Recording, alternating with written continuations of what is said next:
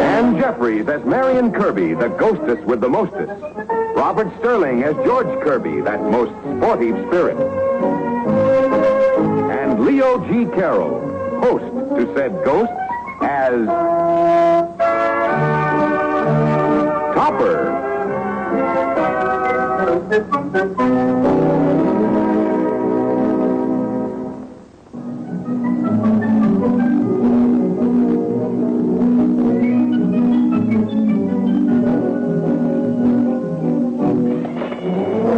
Paper, mister? I have a paper. This is a night edition. Yes, so is this. This is tomorrow night. Well, I thought I knew most of the businessmen on the block. Did you move in recently? Oh, I don't live here. I live near the railroad tracks. Oh, is your father connected with the railroad? No, sir. He isn't connected to anything. They wanted him to work at the brickyard, but Mom and I can't find him. Oh, dear. Well, if you don't want a paper, I just gotta sell the rest of these. Because Mom's waiting and I gotta get something to eat for Bobby. Bobby? Who's Bobby? He's my brother. He's only 9 months old. Otherwise, he'd be working, too. Well, so long, mister. Just a moment. How much do you want for the lot? I don't want no charity, sir. I just want to sell the paper. How about $1 for this one? In fact, it's worth more than $1 for such a late edition. It's worth $2. I haven't got change for $1. Well, when your father decides to take some gainful employment, bring me the change. $5? But I don't know where you live. 101 down the block. The name's Topper. Mr. Topper, I've never met anyone like you. Mom and Bobby, they'll never forget you. Don't give it another thought, son. Timmy? Timmy, where are you? Oh, Timothy, you're a sight. What have you been doing? I've been hiding, Mommy. Oh? Hiding from what? And who's that gentleman you were talking to? He wasn't no gentleman, and he was trying to kidnap me. Well, take off those filthy clothes and go in and get your bath. He only let me go because he saw you coming, and he knows you and Daddy are rich, and that I'm your only son, and you love me so much, and... Timothy, you simply must stop making up these preposterous stories. Why? Because it's a nasty habit. Thank heaven you're leaving for boarding school tomorrow, and Mr. Grimstone has special orders to take you in hand. I don't want to go to boarding school, and I hate Mr. Grimstone. He hits me with a cleaver. Come into the house, Timmy.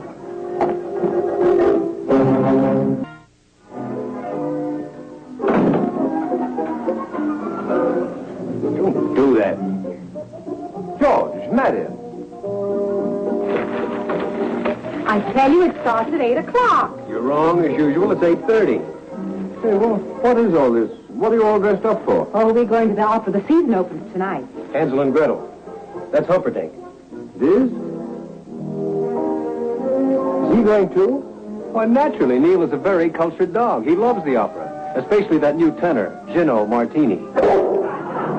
George, you were right. It does start at 8:30. Well, what's so awful about that? But it starts at 8:30 next week. Look, it says right here, opening next week. It isn't possible. I know it starts tonight. Hey, Topper, where did you get this paper? I bought it from a boy down the block. A bargain, too. Fine bargain. This is last week's paper. Well, this is a new racket. How much did it cost you, Topper, darling? $5. You didn't have any change. $5? Say, Topper, old boy, I couldn't interest you in investing $5,000 or $10,000 in the Hope Diamond, could I? Oh, be quiet. Say, how old was this con man? Oh, I don't know, 8, 9. Hard to tell his age. I suppose he told you he had an old mother and a drunken father whom he was supporting. No. Well, not exactly. What's more, I believe him. As a matter of fact, I'm glad I gave him the money. I wouldn't be surprised if he came back and brought me my change. Oh, Topper, darling, really? I wouldn't hold my breath if I were you. Come, Mary, in time for the opera. Come, Neil, time for martini.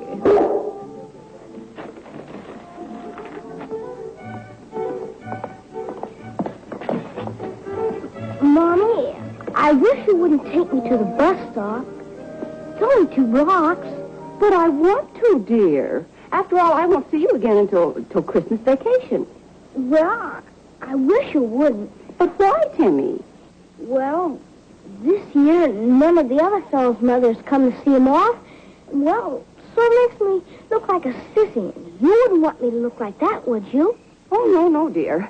But, Timmy, are you sure about the other mothers? Sure, I'm sure. Butch Durgan made the rule. He's the captain of the basketball team and the football team, too. Well, all right, dear. But I want to give you your present now. There's $10 spending money in that clip.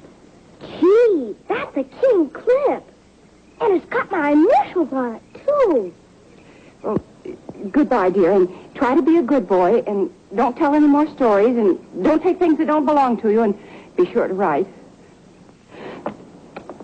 Goodbye, dear. Bye, Mom. Bye.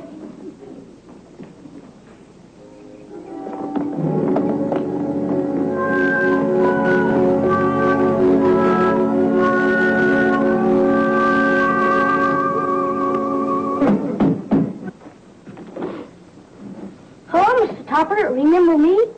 I do indeed. The newspaper vendor, I came to bring you your change. Oh, well, there was no need for that. Well, what do you know? How wrong can you be? But I promised I'd bring it to you. Oh, Henrietta, dear, this is the young man I told you about. The one who was supporting his family. What's your name? You needn't be shy in front of us, my boy. Timmy Welch, ma'am. Well, I'm sure Timmy would like to have some breakfast with us, wouldn't you, Tim? By all means. Can't take no for an answer. Gee, thanks. I haven't had breakfast in a long, long time. What are you waiting for, Cosmo? Why don't you take Tim to the table while I order his breakfast? George, I'm a heel. Marion, I'm a heel. Oh, you just feel bad because you're hungover. Then what happened? Well, when I got home, there was a smoke. It was from Mom. I found that she'd gone off to look for Daddy.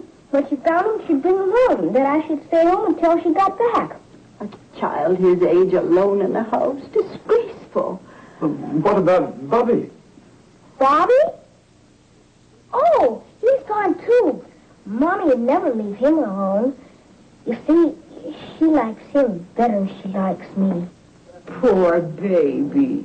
What a life. I'd like to give that mother of yours a piece of my mind. In the meantime, give Tim another piece of ham. Oh, I couldn't eat anymore. You've been awful nice to me. I guess I better be going now. Oh, but wait a moment, Tim. You can't go back to an empty house. But I've got no other place to go, and I'm sure Mommy and Daddy will be back by Christmas. Keep him here, Topper. Keep him here. Yeah. I'm afraid this is a matter for the police. Police? Oh, no, you mustn't. Cosmo, now you frightened the child. There. You needn't be scared, Tim. I merely suggest you going to the police as a means of locating your parents. But, Mr. Topper, I can't go to the police. Of course he can't. Why can't he? He stuck up a bank. How should I know? Why can't you go to the police? Well, Daddy, he just told me that's what he'd do. And Daddy's always in trouble with the police. And if they found him, it'd be even more trouble. Cosmo, you don't suppose.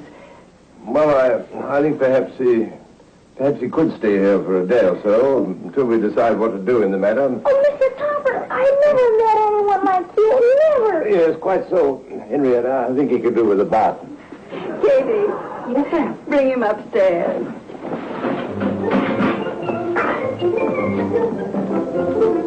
Just a moment. Yes, dear. Never mind. I want a word with you two.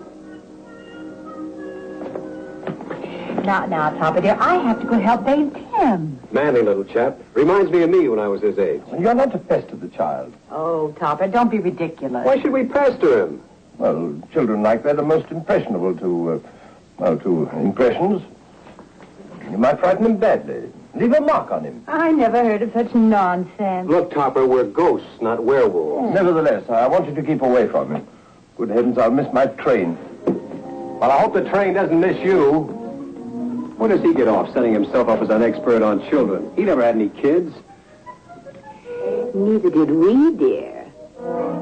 Oh, we're dead. What's his excuse? I knew I heard a door open. George, he isn't here. Where could he be? He can't be far. His clothes are still here.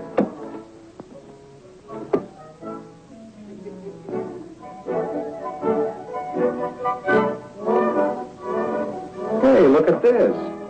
Well, where did that come from? It fell out of Tim's clothes. Hardly the kind of a thing for a poor kid to be carrying around with him. Got $10 in it, too. George, you don't suppose he stole it? Hey, look, there's an initial. T.W. Timmy Welsh, that's his name. I don't understand this. Shh. Who's that talking? Let's find out. Well, I just wanted to tell you that Timothy Williams won't be coming to school. He's awful sick. What's he got? Who's sick and what's he talking like that for? Maybe his voice is changing. Oh, he's got all sorts of things. Enough things to keep him home for a pretty long time. Who's this calling? This is my mother. I mean his mother. Well, I hear him calling me now. I have to go. Bye.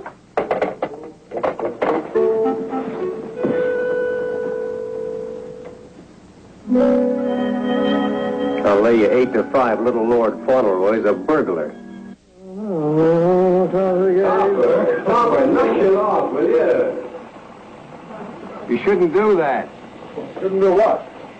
Sing before breakfast. As a matter of fact, in your case, you shouldn't sing before or after any meal.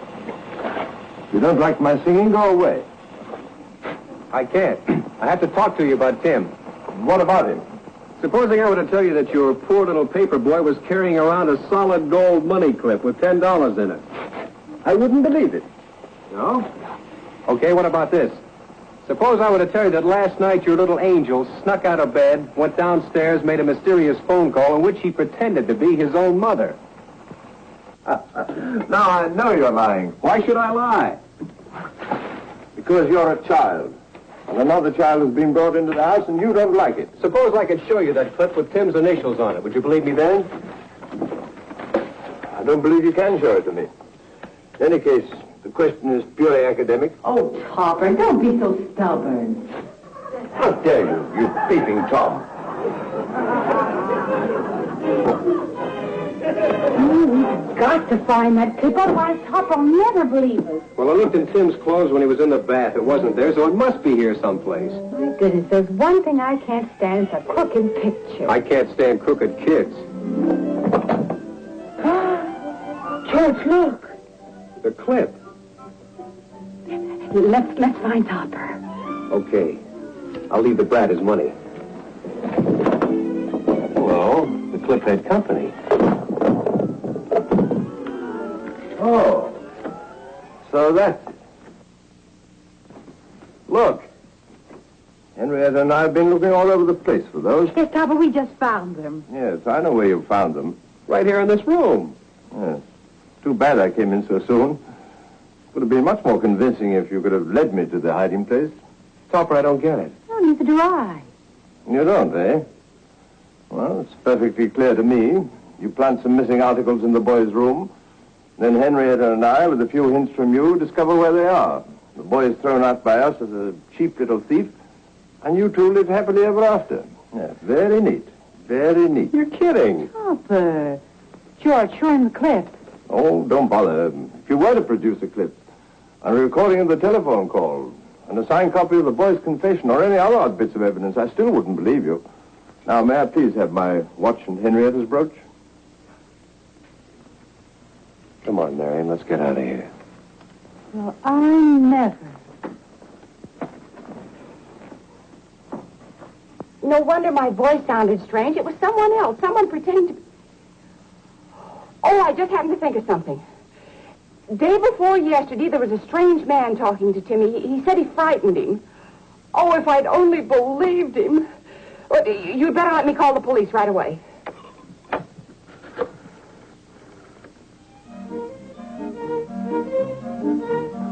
Come on, Neil. Come on, fella, we're leaving. Neil, come on. Come on, we're getting out of here. Well, I guess he's made his choice. You still have me, honey.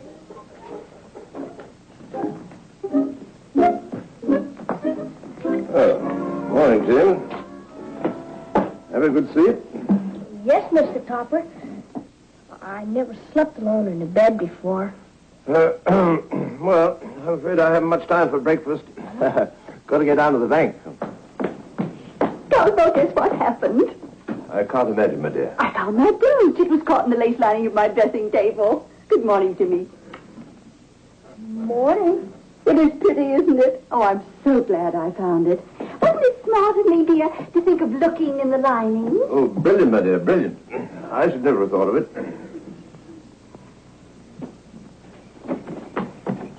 Goodbye, dear. Bye-bye. Tim, what are you hiding from? I was just playing. Oh, I never had time to play before. well, you go right ahead. Where is he? Don't let her hit me. Why should Katie hit you? I should, but I didn't. What on earth is going on? She called me a liar and then she hit me. Why, of all the little liars. You see, she did it again. I found him going through my bag in the kitchen. Tim, is this true? Of course not. I found the bag on the floor and it was open. I was just picking it up for her. Katie, circumstantial evidence can be a very dangerous thing. Mrs. Topper and I were almost trapped by it this morning. We distrusted somebody and then discovered we were wrong. Well, if it was him, you were right. You see how she hates me? Katie, that's not fair.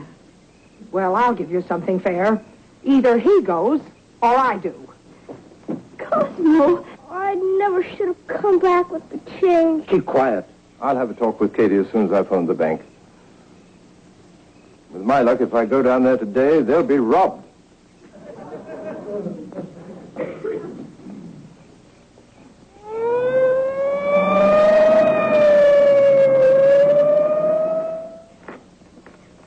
May I get you anything?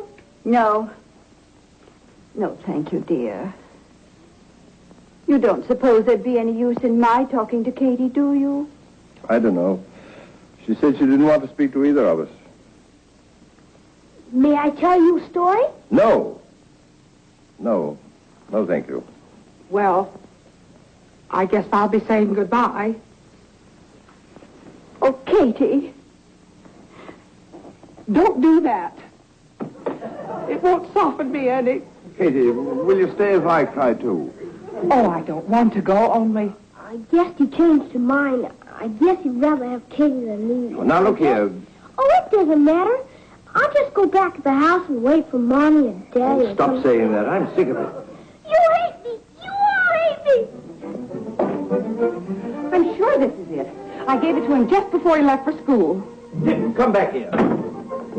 Come here, Tim. Help! Help! It's Timmy, my boy. Help! Help! Cosmo, what are you doing to the child? I know what I'd like to do with him. Open in the name of the law. Oh, dear. Oh, Mom, you're just in time. Cosmo, is that his mother? What's going on here? That's him. He grabbed me out of the way of the bus stop. He took me to his house and he wouldn't let me go. Oh, how could you? My dear madam, do I look like a kidnapper? Yes. He's the one I was telling you about. The one that was talking to Timmy the day before he left for school. The one that he frightened him so. I never heard such nonsense. Cosmo could never frighten anybody. You better come on down to the station. They're all in it together. They're a gang. Well, at least we found your clip. Clip? Clip? Where did you find a clip? Out on your front lawn. It just suddenly seemed to appear there when we were coming back from the station. That's what he accused me of stealing, our clip. You can do your talking at the station. Come on. Just a moment, officer. I want to ask our young friend one question. Don't let him. He's got a gun. Who were you telephoning to last night when you were pretending to be your mother? I wasn't phoning anyone. You better take him quick. Now, just a minute. The school did get a phone call last night. They said the voice sounded strange. I didn't call anyone. I never did. Timmy, are you sure? Sure, I'm sure. May I drop dead if I... Just hold him long enough to get him scared. Good and scared. Oh! Timmy, speak to me. Let me go. I'll tell the truth. Let me go. Oh, Mom. He didn't really kidnap me. I didn't want to go to school, so I told him the story, and he let me stay here. Can you ever forgive me? Darling, anybody could have made the same mistake. Of course I forgive you. All right, I know you're here. Why don't you materialize? I want to tell you how sorry I am.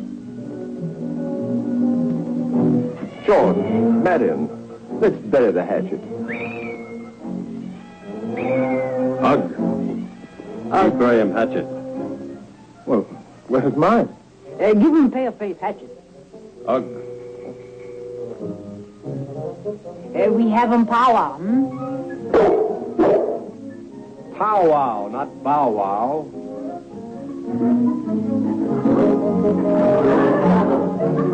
Well,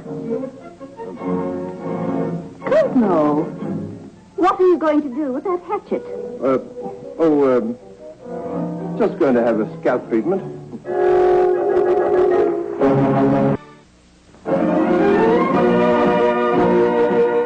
A John W. Lupton, Bernard L. Schubert production. Produced by John W. Lupton. Starring Ann Jeffries, Robert Sterling, and Leo G. Carroll.